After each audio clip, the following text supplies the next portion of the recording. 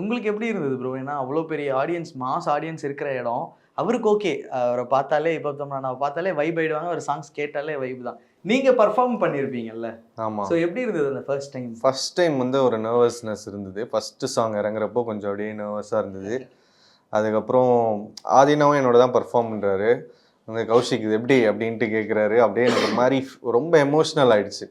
ஏன்னா நாங்கள் கான்சர்ட் பண்ணணும், என்னைக்கோ ஒரு நாள் கான்சர்ட் பண்ணுவோம் அப்படின்றதுலாம் ஒரு 2012-13 இண்டிபெண்டன்ஸ் சாங் பண்ணிட்டு இருந்த டைமில் இப்படி பண்ணணும், கான்சர்ட்னா இப்படி இருக்கணும் அப்படி இருக்கணும் நிறையா பேசியிருக்கோம், அதை பற்றி டிஸ்கஸ் பண்ணியிருக்கோம். அது நடந்தது, இப்போ நடக்குது இல்லை. ஸோ அது நடக்கிறப்போ அது ஒரு பெரிய எமோஷ்னலான ஒரு மூமெண்ட்டாக இருந்தது. அண்டு ஃபர்ஸ்ட் சாங் பாடி அந்த க்ரௌடு சவுண்டு கேட்டு அலறது கேட்ட உடனே ஓகே அப்படியே கம்ஃபர்டபுள் ஆயிட்டேன். அண்ட் ஓகே அவங்களுமே கூட சேர்ந்து பாடுவாங்கல்ல. சேர்ந்து ஓயம்மா கண்ணாலெல்லாம் ஃபுல் க்ரௌட் பாடுவாங்க. ஓகே.